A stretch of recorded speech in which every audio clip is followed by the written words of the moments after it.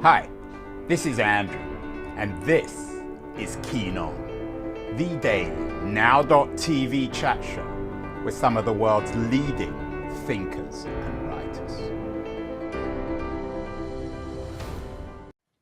Hello, everybody. It is Friday, March the 8th, 2024.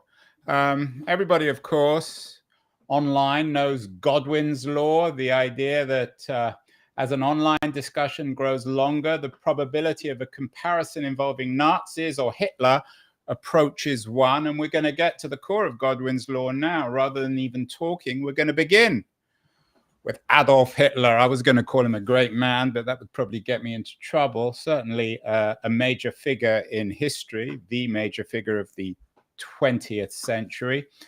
But if we were having this conversation 100 years ago in 1924, there was no Hitler. Hitler himself hadn't even really become Hitler. He was an unemployed ex-soldier. My guest today, Peter Ross Range, wrote a really important book, a fascinating book, 1924, The Year That Made Hitler. Peter is a lifelong journalist. He was the Time magazine correspondent in Germany in the 1960s.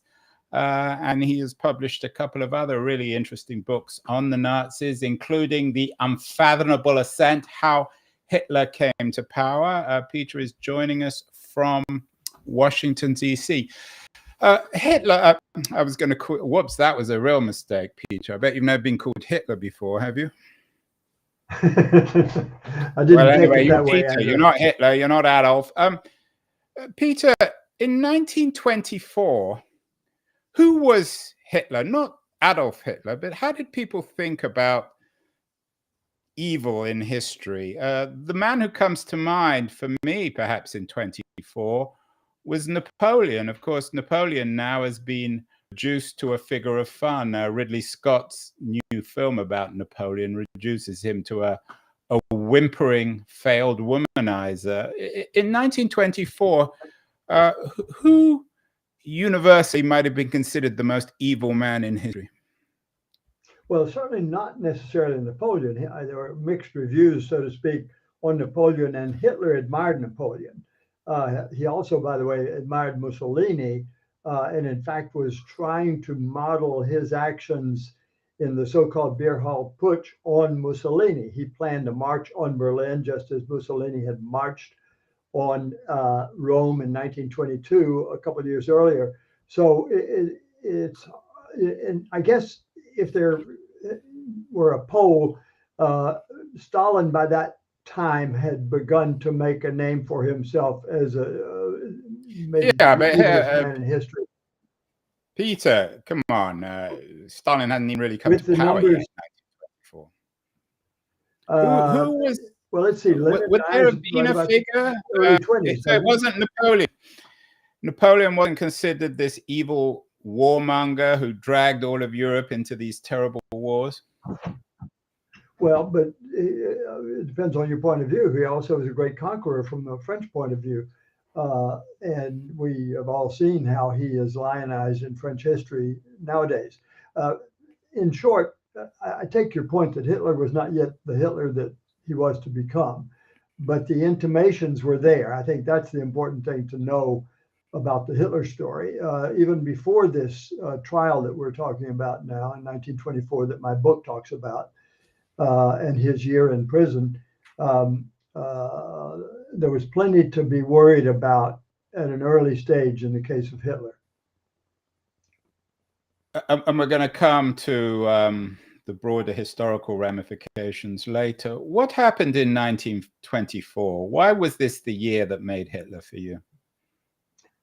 All right, 1924, Hitler goes on trial for his attempt to overthrow a democratically elected government 4 months earlier in November of 1923. This coup attempt called the Beer Hall Putsch failed in 17 hours. 20 men were left dead. Hitler was thrown in the slammer, put on trial February 26th of 1924. It lasted 5 weeks until April 1st. And he was convicted of treason, high treason, but he was given a laughable 5-year sentence with possibility of parole in 6 months. He could have gotten life in prison. This is one of the many miscarriages of justice that occurred during this trial. And that year in prison transformed Hitler in 2 or 3 ways. One, it made him much more of an aggressive anti-Semite. It hardened his radical views, gave him a much heightened sense of self-confidence and self-belief, which he then expressed by writing a book called Mein Kampf, the first volume, and came out of prison ready to take on the world. And indeed, this was very critical because he decided he had to follow the political course rather than the revolutionary course. No more attempts at a coup d'etat. In fact, he had to hold back the SA stormtroopers over the next few years from trying another coup d'etat because he knew he would lose again. As long as the state had the weapons, he had no chance. So changing his approach from a revolutionary to a political one, trying to run in elections and win elections, is what eventually brought him to power. So is your analysis of Hitler, and of course there are so many different analyses, but you've written this book, 1924. Do you see him as a product of his age, or was he a man who shaped his age? Of course, he'd experienced the First World War, a catastrophic war. Was he channeling the anger, the resentment, the disappointment of his generation in 1924? Or was he doing something different that many of his former colleagues in the German army weren't doing? This is, of course, the long-running debate. Was it the man or was it the circumstances? And my answer, I come right down in the middle of that. I mean, yes, the circumstances were propitious to produce an authoritarian leader. The Germans had lost the war. The sense of victimhood was and grievance was pervasive. And yet at the same time, there was a large segment of German society that was trying very hard to have a working democracy and made it work for a while, made it work increasingly well until the Depression came along and undermined everything. Hitler, on the other hand, as you pointed out, was an unemployed ex-army private, really a private first class, not the corporal he's often made out to be. Small difference maybe, but it's true. Who had, however, a unique personality that gave him this ability to see himself in grandiose terms at a very early stage after the war. He claimed it started much sooner in his memoir, but that's all made up, we believe. And so the megalomaniac man met the moment of disorder and disillusion in a certain segment of the German population. And that unfortunately led to a confluence of circumstances which produced the Hitler. In my second book, The Unfathomable Ascent, I point out that the whole enterprise nearly went off the rails many times, at least 8 or 9 by my count. Hitler squeaked into power in Germany. Even in the last 15 minutes, the whole thing almost fell apart. I was, Peter, I was in Munich earlier this year. I was at the new Nazi museum there. And of course, much of Hitler's early career, especially in the 20s, was in Munich. What were the forces in 1924 that made him Hitler? Was it, I mean, he's obviously now mostly associated with anti-Semitism, but was he as obsessed with the Jews in 1924 as he became in the 1930s and 40s? It's a very good question, Andrew. There were many circumstances at work, and his fixation on Jews may have been purely instrumental. I mean, there are those who believe that he didn't really care inside himself in the beginning that much about Jews and anti-Semitism until he saw what a good horse it was to ride politically. Pardon the metaphor. I'm not the first to have said that, however. So you're suggesting that he may have been an opportunist. He realized he wasn't alone in being anti-Semitic. Correct. But he saw that it resonated and tried it out. And then he started using it in a very determined and pointed way, as I mentioned in a recent article. I mean, he came up with those terms like vermin and poisoning the blood was perfect for his purposes. The circumstances were, as I said before, a devastated Germany. The monarchy was gone. A new democratic republic called the Weimar Republic was founded. Germans were feeling their way, but in horrible circumstances. For instance, inflation was in the thousands of percent. The dollar, $1 would draw, I think it was 4 trillion marks, 4 trillion. So yeah, people were carrying around their currency in wheelbarrows to pay for loaves of bread or vegetables. Yes, Peter, is it worth reiterating, because we're going to come to this later, of course, this kind of conversation inevitably will come to the comparison with the 1924 and 2024. Isn't it worth reiterating the catastrophe of the First World War, not just in Europe, but particularly in Germany? I did a little bit of research before this conversation.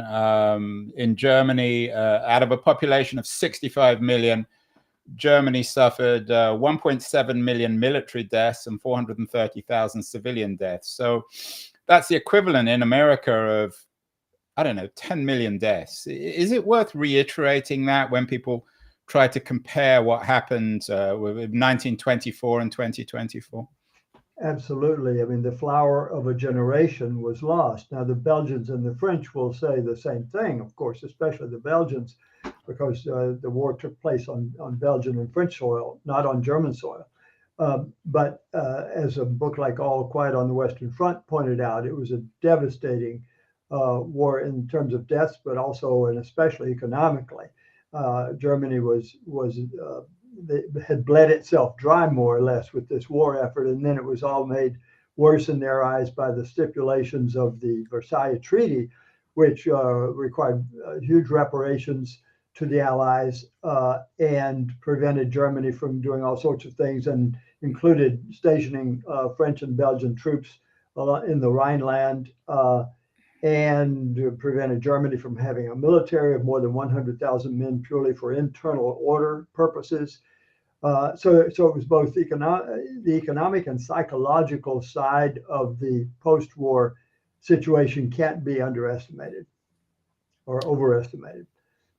And of course, to what extent, in your view, was Hitler himself a victim of the German narrative about the war, about the surrender, about the role of Western powers? And to what extent was he using this narrative for his own purposes? The stab in the back conspiracy, the idea that Germany never really lost the war. And of course, the behavior of the Allied powers, you've already talked about this, at Versailles, and the failure of Woodrow Wilson to bring his vision to the peace. Yeah, absolutely. I wouldn't call Hitler a victim, but certainly he was a. But Germans were victims, and he was he was an Austro-German, so he was no more of a less of a victim than any other German, wasn't he? Well, he was a believer in the stab in the back theory, and once again, it served his purposes, so he seized on it, and he sprang from that straight into the narrative of delegitimizing the new government that came after the monarchy fell, the Weimar Republic government started by the socialists, Friedrich Ebert, the Social Democratic president, and the belief that all that was good and right about Germany, the nationalism and the military, had been destroyed and thrown away. And so it was internal treason as far as he was concerned. He was very much a believer in the doctrine of the enemy within, which we've also heard that recently in American politics. And this set up the framework within which he could pursue his politics of hyper-nationalism, the Völkische Partei, which means a people's party, nationalistic party, which was in direct opposition to internationalism espoused by the socialist governments. And he always referred to the president and others who succeeded him, the prime minister and all the rest, as the November criminals, because the abdication and the revolution in Germany had taken place in November of 1918. And so it was a little bit like somebody denying election results, which we'll get to in a while. Well, I'm not. Yeah, I think I'm not convinced of that. But it is worth reminding people that there was a revolution, a very bloody revolution in Germany, 1918-19, particularly in Bavaria. The communists came to power for a while, short while, but tremendous amount of bloodshed and political chaos. So this was a period of enormous political upheaval. In terms of your analysis of Hitler, there seem to be two kinds of ways of thinking about him. There's the Charlie Chaplin interpretation, which really treats him as a figure of idiocy. And then, of course, there's the pure evil one. How do you analyze Hitler, Peter?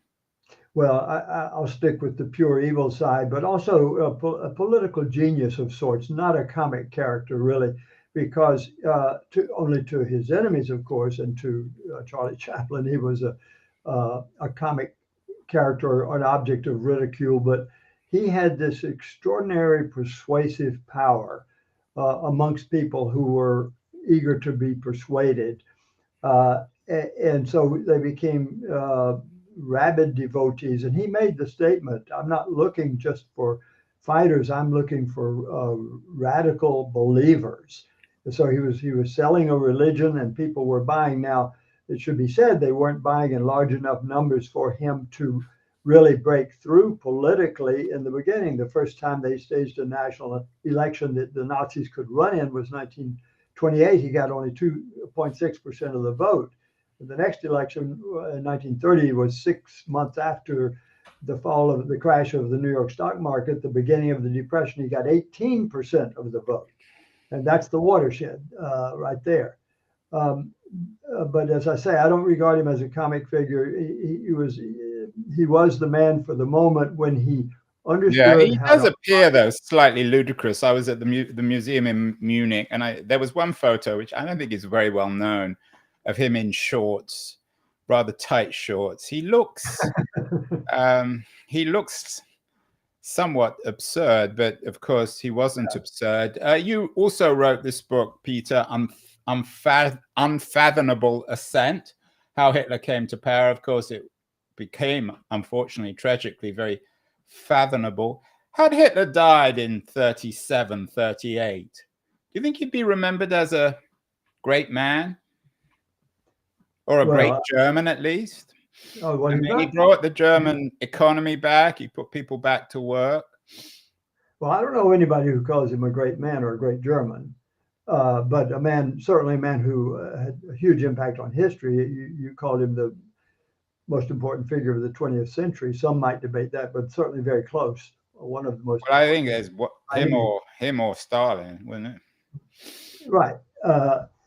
In any case, yeah, I'm very familiar with all these pictures of Hitler in lederhosen, the short leather pants, which was his preferred sort of vacation garb, like many folks who like to go into the alpine landscapes around Munich and in the south of Bavaria. Wearing lederhosen was not that unusual. To us, it looks kind of ridiculous in retrospect. Yeah, the other thing that occurred to me about Hitler is I saw a couple of photos of him without his mustache. Well, there are a couple of photos where you couldn't see his mustache. And when you see him without his mustache, he does look quite different. I wonder whether it was the mustache that made him Hitler. When did he start growing the mustache? I wish I had gone back and checked that. All I can remember, I researched this book some years back, but was that a couple of his men, maybe Hess, maybe Goering, were upset when he started. Oh no, it was Hampstengel, Ernst Hampstengel, his walk-around buddy in Munich, who referred to that ugly smudge on his lip and didn't like the mustache, thought it looked ridiculous, and tried to talk him out of it.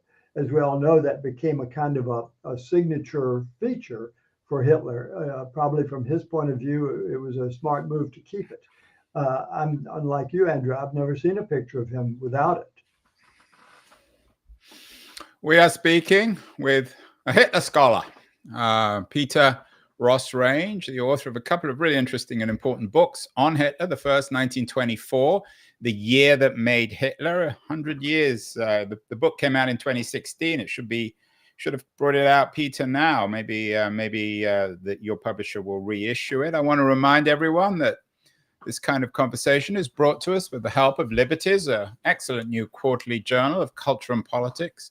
Going to run a short feature on Liberties, and then I want to come back with Peter Ross Range and talk about 1924 and 2024 and how analogous these years are in 100 years. So we'll be back in a second. A lot less time than 100 years. News, the noise, there is nuance, insight, just a journal of it. It's the place to be for engaged citizens. Politics, opinion, substance. Liberties is a triumph for freedom of thought. A quarterly of urgency, of cultural exploration, of intellectual delight, of immaculate prose. It's invaluable. Subscribe now or find Liberties at your favorite bookseller. And you can subscribe to Liberties at libertiesjournal.com. We're speaking with Peter Ross Range, the author of 1924, The Year That Made Hitler. So he's an expert on how and why Hitler and his Nazis came to power in Germany. Peter, fast forward 100 years, we're at 2024. A lot of people say, well, this is the most important election in American history and the whole history of democracy. Seems to be the kind of thing that people say every time there's a presidential election. Are there comparisons, though, in your mind between 1924, the year that made Hitler, and 2024? I think so, Andrew. I first resisted this. I mean, people who know a good bit about Hitler, as I do, resisted this trend to suddenly make comparisons. The Godwin Law syndrome, as you mentioned earlier, because the differences of both the times and of the men are the men being Donald Trump and Adolf Hitler are so great. You know, Donald Trump has not yet started a world war, and the times are different. There's no Great Depression upon us, although there's plenty of turmoil economically and in many other ways in the world. But over time, I have come to see the parallels getting more and more glaring and alarming. And so that's why I have written a thing or two comparing the two men, and particularly at the anniversary of this trial, which is right now, 100 years ago in 1924, Hitler was on trial for trying to overthrow a democratically elected government. Donald Trump is supposed to go on trial in the near future for trying to stop the process of seating a democratically elected government. The parallels are obvious right there. But it goes farther also. I was so struck by the way Donald Trump is responding to being accused and about to be put on trial, and how those are parallels with Hitler. Not that he necessarily knows anything about what Hitler did. He doesn't, but instinctively he's following so many of the same tactics that Hitler did that I felt inclined to say a thing or two about it. Yeah, I have to admit, and I try not to impose my own views too much in the shows, Peter. I'm so profoundly unconvinced by this. I mean, Trump, and you're not the only or the first or the last person to compare Hitler and Trump. There are some people who believe that Trump's immigration rhetoric echoes Hitler, although I'm not sure he ever talked about killing all immigrants. And some people compare Trump's history with Hitler's Nazi writings. Or I think if you compare Trump's writings and Hitler's writings, there wouldn't be a comparison. And some people even suggest that Trump is a worse appeaser than Neville Chamberlain in terms of his attitude to Putin. So some people want their cake and eat it. He's both Hitler and he doesn't deal with Hitler. You know, it's one thing, maybe Trump is no great admirer of democracy, but many people throughout history haven't much admired democracy. So to me, it's not enough just to say, well, Trump is not a great fan of democracy and nor was Hitler. We could find many other examples. Don't we need to be a little bit more specific here? I mean, Hitler warned the world about declaring war Trump is not a bellicose man. I mean, he's a rather unpleasant fellow. But where are the real concrete comparisons?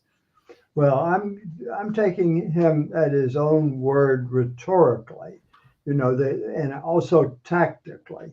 I don't go beyond. I don't say that necessarily that Trump will be a Hitler or will be able to do what Hitler did, but I think we are remiss if we don't point out the parallels. Those of us who can see them, and the way Trump has this instinctive way of using his own legal problems for his benefit in exactly the way Hitler did it. I don't know too many other examples in political history like this. There may be some, but when they start running parallel to the man who's often regarded as the most explain what you mean by that, because Donald Trump has made a career for the last 40 years out of hiring incredibly expensive lawyers and challenging the American legal system. Why is that like Hitler's career? What are the comparisons? Well, no, it's true that Trump is accused his accusers in the past. This time, he's just taken it to the highest level. He is basically accusing Joe Biden of being a criminal. He's under criminal indictment, so he turns around and tries to indict the government itself in the form of the President of the United States. He says Joe Biden is a destroyer of democracy. He's threatened criminal charges against Joe Biden should he become president again. That's pretty drastic. This is exactly what Hitler was doing. As I said before, he called the government and all the founders and the leaders of this republic, the November criminals. He threatened that they would hang from lampposts. He threatened that their heads would roll in the sand. Now, Trump has been quite that grisly, although he did not repudiate those who said hang Mike Pence on January 6th, 2021. Those are kind of loud echoes, in my opinion, Andrew, that are worth pointing out.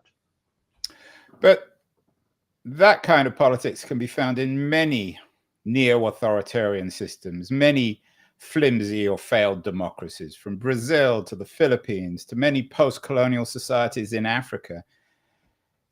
The core of Hitler's ideology of rhetoric was this deep hatred of the Jews, these promises that he was going to get rid of them, which he did or tried to, go to war with the rest of the world, redraw the boundaries of Europe. Trump isn't saying any of that. Trump's rhetoric about immigrants. Well, first of all, Hitler hadn't done any of these things either in 1924, had he? Well, because he couldn't, because he hadn't come to power. That's the year that made him. He didn't have any power. So even if he'd wanted to, he couldn't. He was right. He was just talking, right? Well, Donald Trump is just talking. So we're comparing talk to talk. Well, Trump was president. Peter, as you don't need me telling you this, Trump was president between 2016 and 2020. So he is in a quite different position than Hitler was in 1924, a young ex-sergeant in the German army. But anyway, back. So what is Trump threatening? Trump is trying to come to power right now, just as Adolf Hitler was trying to come to power then. Sorry, say that again. Well, Donald Trump is trying to come to power. It doesn't matter that he's already been in power. He's trying to come to power right now, just as Adolf Hitler was trying to come to power then. And it is worth noting the tactics being used to get there. But isn't there the danger, and this comes back to Godwin's law, and Mike Godwin, who came up with the law, there's some seriousness behind it. If everything gets reduced to Hitler, this, perhaps the greatest criminal in world history, a man who destroyed an entire civilization and murdered most of the Jews of Europe, comparing him to some mountebank, farcical figure like Trump, doesn't it make a mockery of what Hitler did? I don't think so. I'm sorry, Andrew. I just don't agree that that's a false and flimsy comparison. I'm not claiming that Donald Trump is Hitler or will become Hitler, but I'm saying the echoes and the parallels are loud. They're clanging. They're worth taking note of. They all start with rhetoric, right? All the mountebanks or whoever else. That doesn't make it. You need to note dangers early. And this doesn't mean that I'm claiming that Donald Trump really will destroy democracy or really will become an Adolf Hitler, but we would be remiss not to make the historical comparison, the historical, take notice historically of what's going on here. People, you say there may have been dozens of other types like this. Well, but when you're in the public square, you have to refer to things that people know about or have heard about. They've heard about it. I take your point, and you're a serious historian, Peter, and you've done serious work in your books on Hitler. But for Americans for whom Hitler is this mythical figure, this gangster who could have come out of a Marvel studio and who know nothing about the past, most of them haven't unfortunately read your books. Doesn't it make a mockery of what Hitler did? And you're right. I mean, of course, Trump has questioned some aspects of democracy, so I guess he's comparable to Hitler, but he's a man and Hitler's a man, and so they're comparable. But it's just not, to me, it's not convincing. Give me some other examples of how they're comparable in 2024, Trump in 2024 with Hitler of 1924. Well, look, some of the things that Trump is doing are outrageous, in my opinion. Using the word vermin in political life, that's as low as it gets. So happens Hitler did the same thing. Well, he uses a word, but many politicians, it's an unpleasant word. I wouldn't use it, but that... Talking about poisoning the blood, this is getting very low. These are very strong echoes of Adolf Hitler and other fascists, but Adolf Hitler in particular. I mean, the connection obviously is that what starts off as extreme rhetoric can sometimes end in much more extreme measures. Not that I'm suggesting Adolf Hitler is going to take us into a Holocaust. I mean, Donald Trump. I am suggesting that people be made aware of these comparisons, especially in an age where people don't read history very much. I wish they did. I wish they would buy all my books, but these things need to be pointed out, in my opinion, Andrew. So do you think if all the people who voted for Trump, or will vote for Trump, which seems to be most Republicans and at least half Americans who will vote in the election, he has a good chance of winning the election in 2024. Do you think this might change their mind? You might convince them that the other side of the Trump coin is Adolf Hitler, this great criminal from history?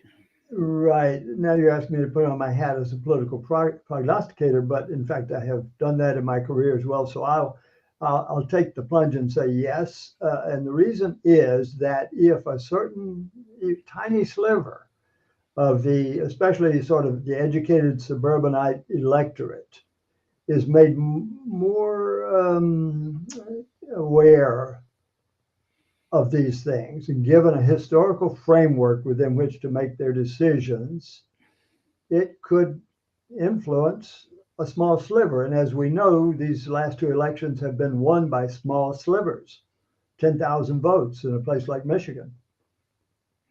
Small slivers make history.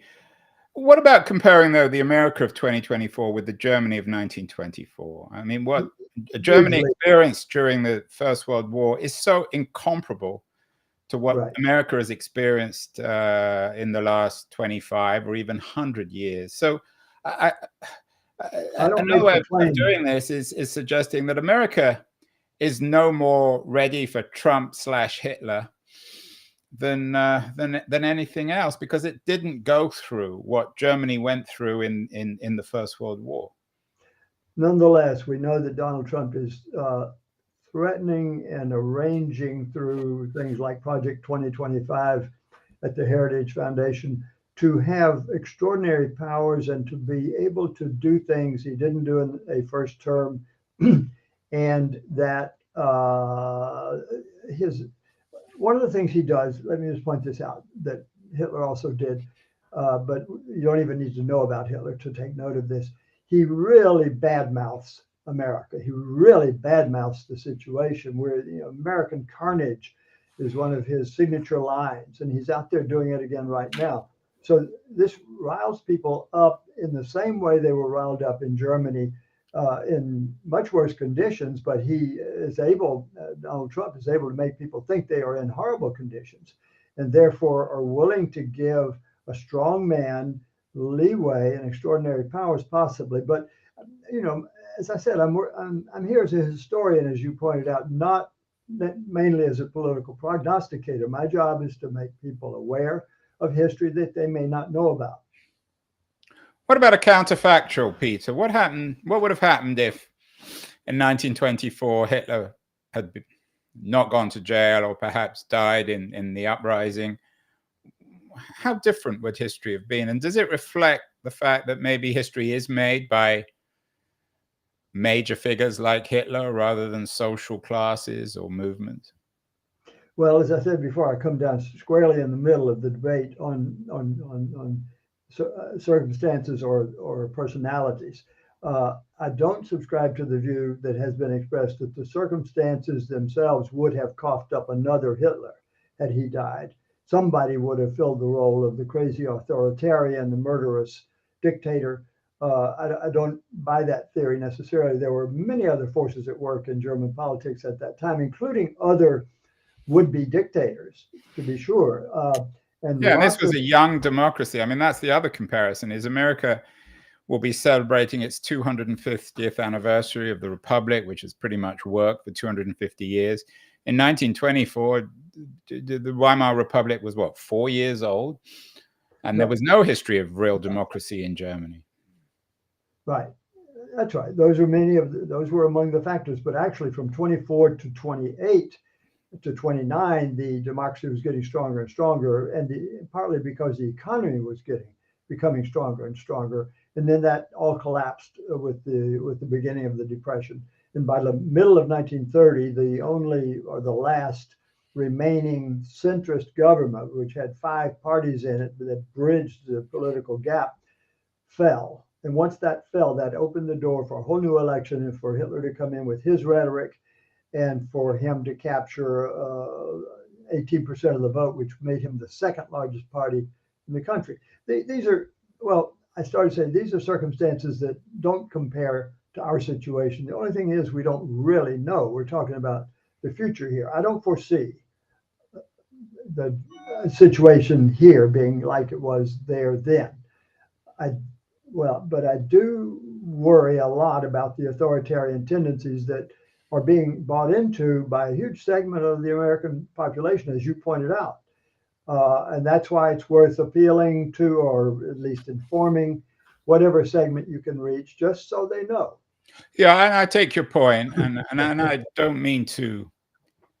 I don't mean to make the Trump threat. I don't mean to just dismiss the Trump threat, but I guess, and this is the final question, and I apologize if my questions have been a little negative, but do you think it's right then to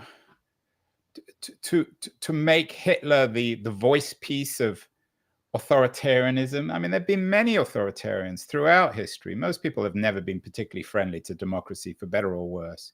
Well, why not? Hitler was an authoritarian, but he was so much more. That's what made him Hitler. If it'd just been another authoritarian, we wouldn't be talking about him. Well, his was authoritarian carried to its, I hate to say logical extreme, to its horrific extreme, right? So this is the, pardon the language, but the gold standard. Hitler is the gold standard of this. You could say Stalin, that's another debate that goes on all the time, of carrying authoritarianism in an otherwise highly civilized society. That's part of the tragedy of the whole thing, to its extreme. So shouldn't that be your benchmark against which you compare trends and possibilities and warnings? And finally, Peter, we've done a number of shows on post-war Germany, lots of shows about how America now can become like Germany.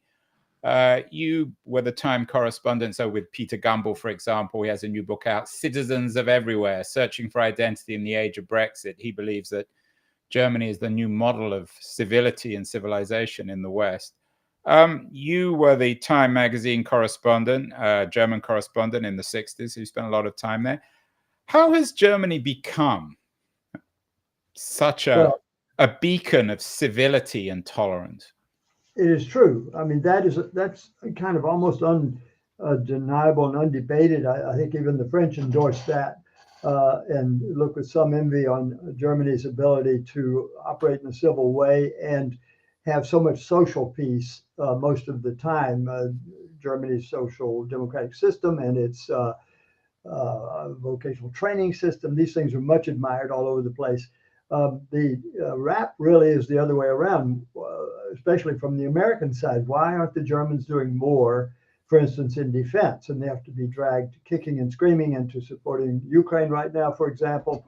Super cautious, super unwilling to, because of the legacy of Hitler in World War II, to take the lead on anything regarding defense.